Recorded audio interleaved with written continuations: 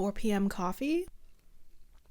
Yeah, anyways, so I wasn't really gonna make a writing update because I thought that I didn't have anything to update on, but that's not true. I do have things to update on. It's just they're not publishing things. I realized the other day that it's not often that I talk about writing for fun. I think because I started this channel around the time that I was starting to pursue traditional publishing, and I don't want to make it seem like you have to be actively pursuing publishing, whether it's traditional or self/indie pub, in order to feel like you're a quote-unquote actual writer or whatever. But it's also been a really long time, genuinely, since I have been able to write for fun, which is a shame because I feel like writing for fun used to be my default thing for most of my life. I would just write whatever random stories I liked, a lot of short stories, a lot of like bits and pieces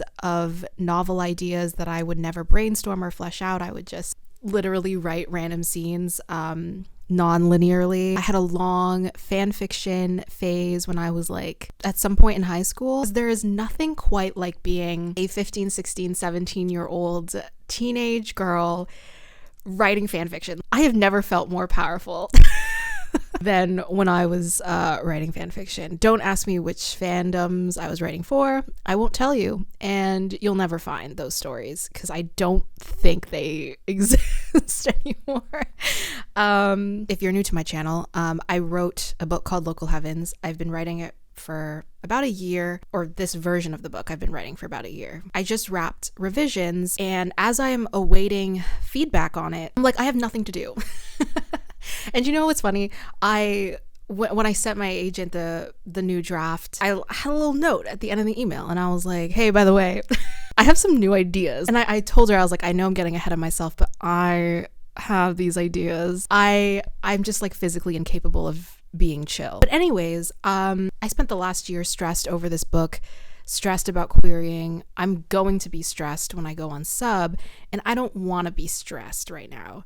So I don't know. I have this like weird compulsion to be writing at all times. I've decided that I made a promise to myself that when I turned in my revisions on the last round for Local Heavens, that I would not think about publishing for the next 2 weeks, that I would just focus on whatever else I wanted to do. I started playing Baldur's Gate. I haven't started playing the Cyberpunk DLC, but I will. That is like me trying to chill out. It's like, okay, let's do something that's not writing. And I've also been reading, but I haven't been able to not write. So yeah, I turned in my revisions a week ago. I started brainstorming and writing. I shouldn't call it brainstorming because I didn't really brainstorm it. I just like went headfirst into writing it, but I started writing a new short story. It's currently untitled. It feels good to be writing short fiction again. That was like a goal that I had for myself this year, is that I wanted to like write new short fiction. But I got so caught up in Local Heavens that I just didn't have the brain capacity. But there's this like new short story I want to write, and it's like really fun. And it's kind of like near future sci-fi. I wanted to write a piece about dating apps and just like modern dating culture. So I started writing that, and that's been really fun. The character of the short story is kind of this like toxic female character, which I think will be really fun to write. There is a book idea that I'm turning around in my head, that I want the main character of the book to be this like really toxic, narcissistic, emotionally messy female character. Part of me writing this short story is to sort of get into that voice a little bit.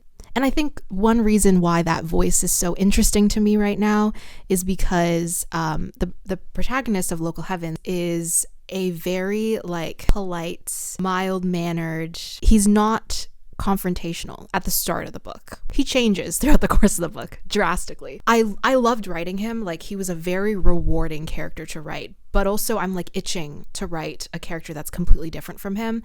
So that's why I've been, thinking about this female character. So yeah, I started writing that. I also if you've been on my channel for a while, you'll know that there was a short story that I wrote like nearly to completion. This short story's almost done, but I never finished it. It's called The Fish Can't Leave. It's like a cyberpunk piece. I liked the idea, but then the reason that I was like, oh, I don't want to publish it is because I originally thought that I wanted to use the world building or like the twist of the piece. I wanted to use it for a novel. And then I'm second guessing that. I don't know if I still want to use it for a novel. I'm just going to finish writing the short story anyway because it's like 70% done. And it's just like, why not finish it? You know, you wrote most of it. You might as well finish it. I don't have any plans at the moment to like submit it to magazines. I haven't looked into it, haven't thought about it. Never say never. I could still maybe do it if I wanted to. It's just not something that is top of mind for me. I feel like the minute I give myself the pressure to be like, submit to this magazine by this deadline, whatever, I'm just putting like unneeded stress on myself. Next thing that I've been doing this is so indulgent. Okay, if you follow me on Instagram, you already know.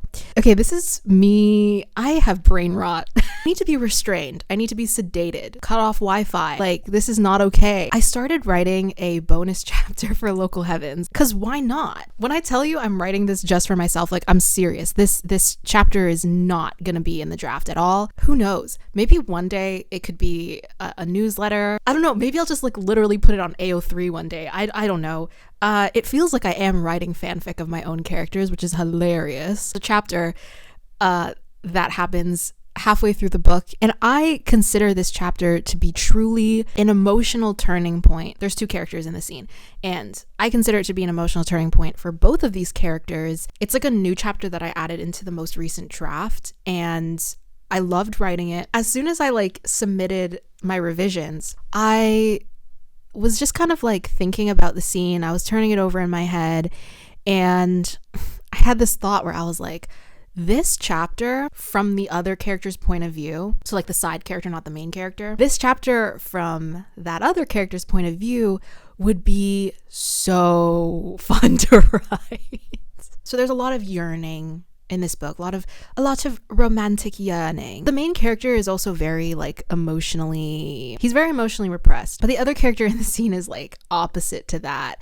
And I just remember thinking to myself, oh my God, if I can just rewrite this chapter, like literally rewrite it from the other character's point of view, it would be so fun. Because the other thing about this, the main character of Local Heavens, is that it's in first person. The book is in first person. So you never really have access to how other people perceive him. Like, there are characters in the book who, you know, call him out on things / you know, give their opinion of him to him, and they express that, but it's very different than being in another character's head and observing the main character. And I don't know, I guess there was just something where it's like, maybe all writers have a hard time letting go of their worlds and their characters, and I think I was just kind of going through that as I had, you know, wrapped this revision, and I was like, what do I write? Like, I still had this like inkling to return to the world. I can write this chapter, and who cares? Literally, who cares if no one reads it? I'm gonna have a fun time writing it, okay? So it started a bit as a joke, but then I kind of was like, I'm having a good time. I think I'm really actually gonna write this chapter. If Local Heavens gets a book deal, I promised to release this chapter. I posted on my Instagram story that I was doing this. I was like, hee hee ha ha, I'm writing a bonus chapter. And Rachel, who beta read draft 1, she responded to the Instagram story and she was like, what chapter is this? I need to know. So Rachel was very excited, and that was very fun. Thank you, Rachel. Rachel, I'm going to send you this chapter when you're done reading draft 2. So yeah, okay. The other thing that I did, now I have been on record on this channel, I think, saying I am never going to write a sequel to Local Heavens. It just can't have a sequel. That's just not right. And that is true. I won't. You won't catch me writing a direct sequel to Local Heavens. Knock on wood, never say never. But I, at this time, have no desire to like write another story that follows like this cast of characters, because that's the end of the story. For now. However, I think that the world of Local Heavens is incredibly rich and there's so much to explore. I have 2 ideas. Local Heavens trilogy, just kidding. It would be kind of loosely connected because the characters wouldn't quite overlap and the stories would be very different, and I think even the tone and the atmosphere of the books would be very different. So I was just brainstorming because why not? I ended up writing a blurb just for myself. No one's read it yet, but I ended up writing like a book blurb. I think it would be very cool from a world building perspective because the world is in a very interesting place at the end of Local Heaven. Global stage, on technological front. Yeah, it's like it's a very, very rich world. And I mean, I hope readers feel the same way about the world. That's just some casual thoughts, okay? Yeah, I've been thinking about a sequel. Sue me. To be honest though, I do think that like calling them sequels would be a little misleading because, again, different characters. But I do think it would be really fun. I haven't started writing it. Probably won't start writing it until, much later. I don't know how long my self-imposed no novel writing rule will last. I do have my adult fantasy book that is completely outlined already and has been started. Chapter 1 has already been written. By the way, I don't know if I said this already in another video, but chapter 1 of The Floating House is so fun. Yeah, I was rereading chapter 1 recently and I love chapter 1 of this book and I really want to like get into it. It's just I've been away from fantasy for like a year now. So I kind of have to like find my way back into fantasy. It's also a completely new world. So I have to like immerse myself into that. It could be a NaNoWriMo thing. I haven't decided yet. Let's do some snippets of chapter 1. Here's a description of the house, the capital H house. The house, no matter how many times he'd crossed its arched threshold, carried an indelicate foreignness, prickling reminder that he was a guest inside of a beast who might at any point decide to digest its food. In spite of this, or perhaps because of it, Elijah had come to admire the house and his place within it. The marvelous foyer, a clockwork of stone columns stretching upwards into a vast ceiling of intricate, polished woodwork. A wash of light emanated from somewhere unseen, and threw the whole interior into a state of sustained warmth. Down a darkened corridor to the right of the entrance hung a green velvet rope, cordoning off the grand staircase which led to the upper floors, teasing with equal parts apprehension and intrigue as to the house's endlessly unknowable realms. Always wanted to write a fantasy book. I've written 2 to completion, and they were both okay. But The Floating House feels like it's finally a mature idea, like something that can hold a plot. So I'm excited to work on that soon-ish. Like, again, I'm not jumping to write it right now because I need to ease myself into it. Anyways, okay, so that's The Floating House. Since we're on the topic of like Preptober and NaNoWriMo, will I be doing NaNoWriMo? I still am not sure. Like I might get FOMO and want to do it. That's the thing. But first of all, I'm not going to write 50,000 words in a month. It's just not going to happen. I've never done that before. Even if I don't do nano, I will probably try to make nano related content. Just because I know a lot of people are writing around this time, and I know a lot of people who might not usually write as often will want to be doing this. So, I'm going to want to make content, but I don't quite know.